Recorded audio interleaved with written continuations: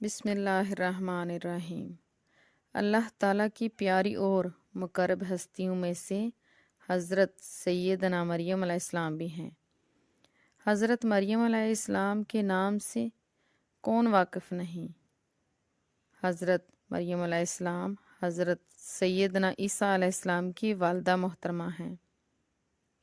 حضرت مریم علیہ السلام کی والدہ محترمہ جناب حنا کے ہاں کوئی اولاد نہ تھی۔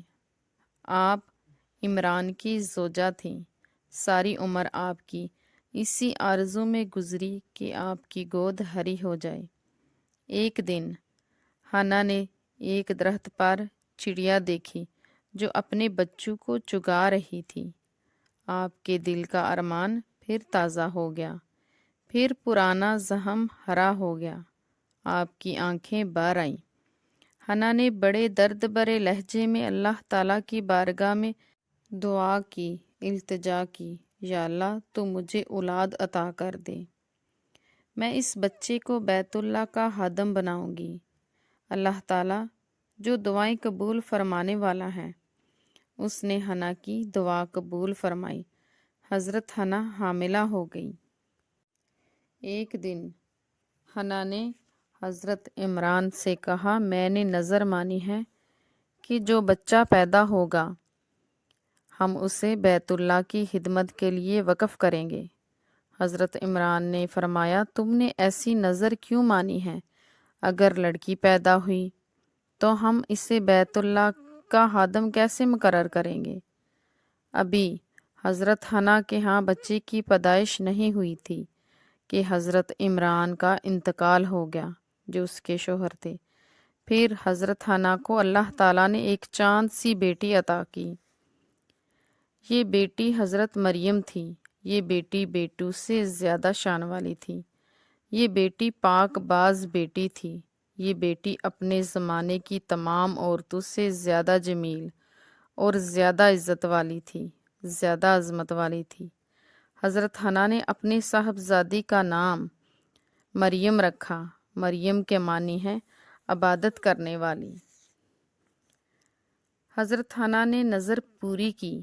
اپنی بیٹی کو ایک صاف ستھرے کپڑے میں لپیٹ کر بیت المقدس کی انتظار گاہ، جسے احبار کہتے ہیں، دے کر واپس آ گئی۔ احبار حضرت ہارون علیہ السلام کی اولاد میں سے تھے۔ آپ بڑے نیک، پرہیزگار، خدا ترس انسان تھے۔ حضرت عمران بیت المقدس کے امام تھے۔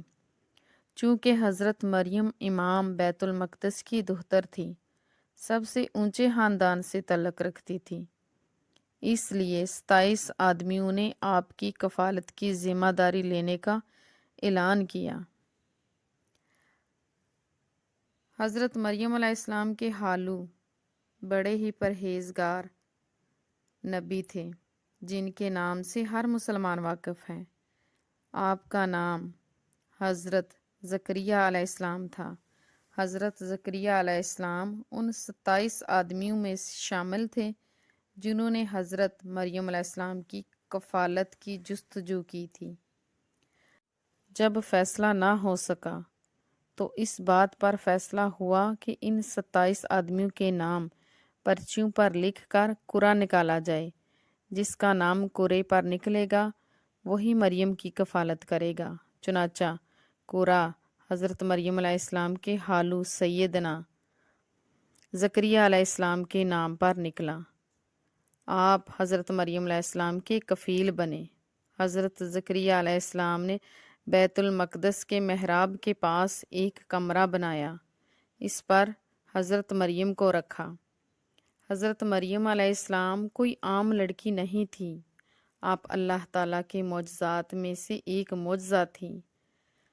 اس معجزے کا ظہور اس وقت ہوا کہ حضرت مریم علیہ السلام حالانکہ اپنی والدہ یا کسی اور دائی کا دودھ نہیں پیتی تھی، لیکن اس کے باوجود وہ ایک دن میں اتنی بڑی ہو جاتی جتنا بچہ سال بھر میں بڑا ہوتا ہے۔ حضرت زکریا علیہ السلام حضرت مریم علیہ السلام کو کمرے میں بند کر کے باہر سے فل تالا لگا کے جب جاتے تو آ کر دیکھتے کہ حضرت مریم علیہ السلام کے پاس مختلف قسم کے پھل ہوتے۔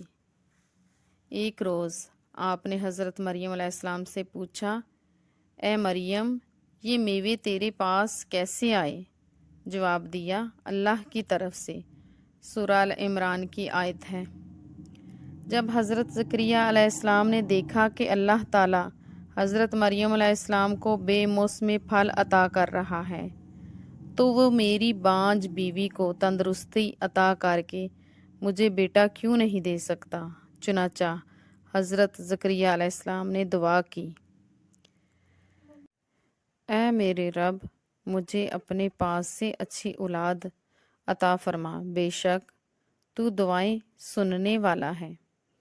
حضرت زکریہ علیہ السلام دعا کر کے بیٹھے ہی تھے کہ حضرت جبرائیل علیہ السلام وحی لے کر حاضر ہو گئے۔ عرض کیا، اللہ تعالیٰ نے آپ کو یحییٰ کی خوشخبری دی ہے۔ چنانچہ بڑھاپے میں اللہ تعالیٰ نے آپ کو حضرت یحییٰ علیہ السلام عطا فرمایا، یہاں تک کہ حضرت مریم علیہ السلام جوان ہوگی۔ ایک مرتبہ آپ کو ایک خوبصورت نوجوان فرشتہ انسانی شکل میں آیا۔ حضرت مریم علیہ السلام ان کو دیکھ کر گھبرا گئیں۔ فرمایا، میں تجھ سے پناہ مانگتی ہوں، اگر تجھے خدا کا ڈر ہے۔ حضرت جبرائیل علیہ السلام نے کہا، میں انسان نہیں ہوں بلکہ تیرے رب کی طرف سے بھیجا ہوا ہوں تاکہ تجھے صاف ستھرا بیٹا دوں۔ حضرت جبرائیل علیہ السلام نے کہا، تیرے رب نے فرمایا ہے، یوں بچہ دینا میرے لیے کوئی معمولی بات نہیں۔ مقصد یہ ہے کہ ہم بتائیں اپنی قدرت کی نشانیاں۔ حضرت مریم علیہ السلام پر حضرت جبرائیل علیہ السلام نے پھونک ماری اور چلے گئے۔ حضرت مریم علیہ السلام حاملہ ہوگی۔ آپ بہت زیادہ پریشان رہنے لگی، کھانا پینا بھی چھوٹ گیا۔ اس وقت حضرت مریم علیہ السلام کی عمر 13 سال تھی۔ حضرت مریم علیہ السلام کا چچا زاد بھائی، جس کا نام یوسف تھا، یہ بیت المقدس کا خادم تھا، نہایت عابد، زاہد، پاک باز شخص تھا۔ سب سے پہلے حضرت مریم علیہ السلام کے حمل کا یوسف کو پتہ چلا۔ وہ بہت حیران ہوا۔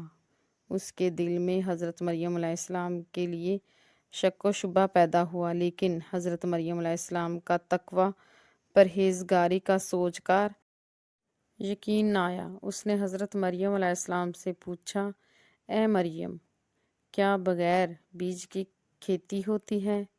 کیا بغیر باپ کے بچہ ہو سکتا ہے؟ حضرت مریم علیہ السلام نے فرمایا، تجھے معلوم نہیں، اللہ تعالیٰ نے سب سے پہلی کھیتی بغیر بیج کے پیدا کی تھی۔ حضرت آدم علیہ السلام کو بغیر ماں باپ کے پیدا فرمایا۔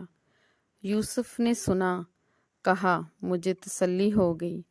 حضرت مریم علیہ السلام حمل کی وجہ سے زیادہ ڈیوٹی نہ دے سکتی تھی۔